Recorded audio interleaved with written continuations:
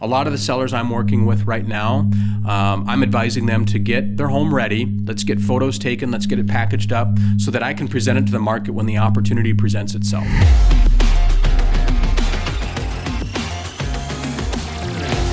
Hi, I'm Wade Hansen. I've been selling luxury real estate in Minnesota and Wisconsin for over 23 years. My entire career has been spent protecting my clients from misinformation and unethical practices by those not looking out for their best interests.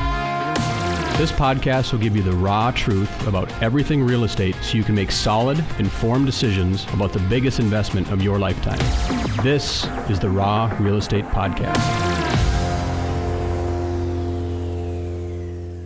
Hey, thanks for joining me today. So today I want to talk about some things you should or maybe shouldn't do when you're going to sell your home. And this has become more important today than it has been in the last 2 years with the ever-changing dynamics in the real estate marketplace.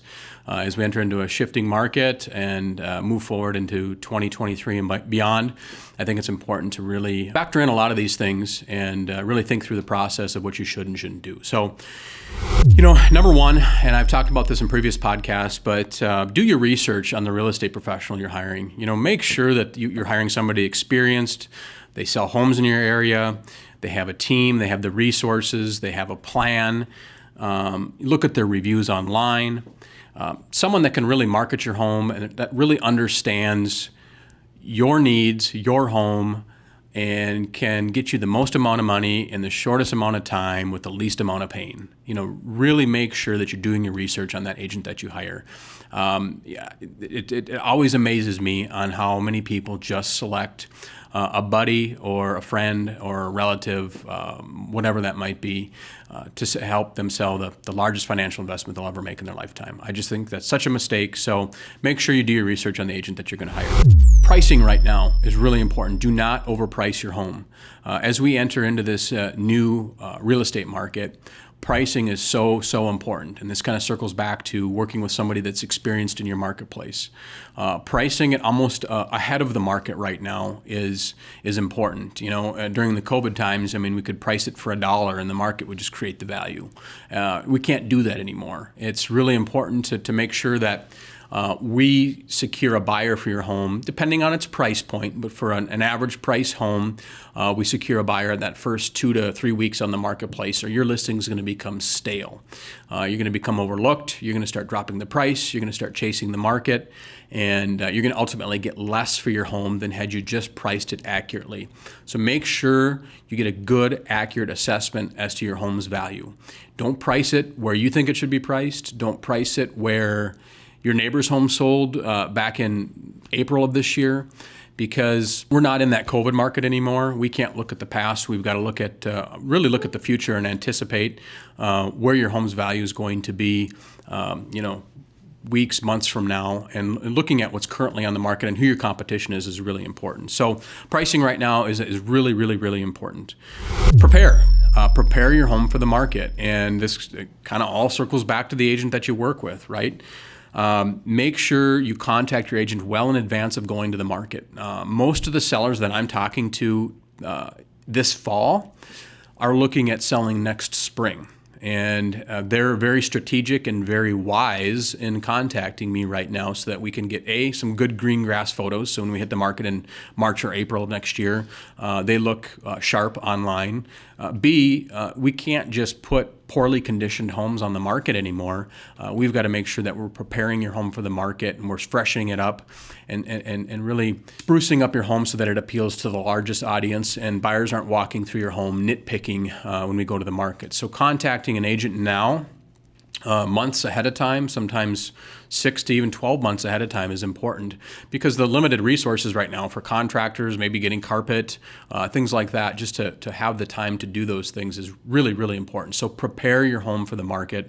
I can't impress upon you how important that is.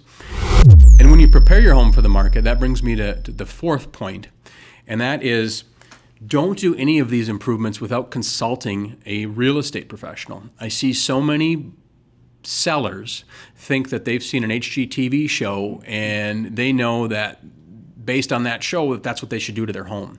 I've seen them throw $1 at their home and get 50 cents back. And I don't want to see you do that if you're simply trying to maximize your home's value and get a return on your investment. I always tell my clients, meet with me so that we can sit down, and if you spend $1, I make sure you get at least $1.25, if not $2 back on that investment that you put in. So make sure you're meeting with an agent that understands the improvements in your price point that are going to pay off.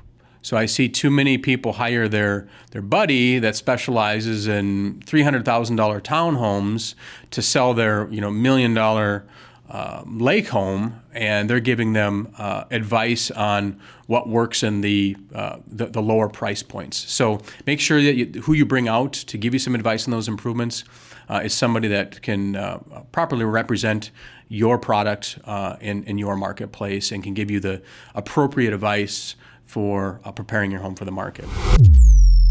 One of the big things I'm seeing right now, it brings me to the next point, is a lot of sellers want to limit showing availability. So don't limit your showing availability. And what I mean by that is so many people have been forced to work from home.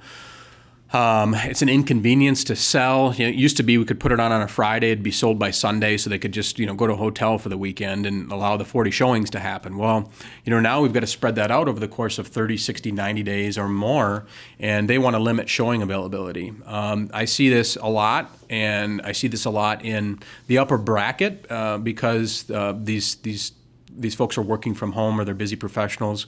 And it's a big mistake because the buyer that's looking for your home, sometimes has a gap in their schedule only at a certain time on a certain day on short notice, and you've got to be readily available. So make sure as we move into this new marketplace, you don't block off windows of opportunity that you might miss out on a relocation buyer that happens to be in town for a short amount of time. It's really important that you don't limit showing availability. Those are 5 things that you should do or shouldn't do when selling your home. And I can't stress enough how important it is to contact a good, proven professional now if you're thinking of selling in the spring. The market isn't what it was. The market in the spring won't be what it is today. So we need to make sure that we're staying on top of those trends. A lot of the sellers I'm working with right now, I'm advising them to get their home ready. Let's get photos taken. Let's get it packaged up so that I can present it to the market when the opportunity presents itself. That opportunity may be January. That opportunity may be June.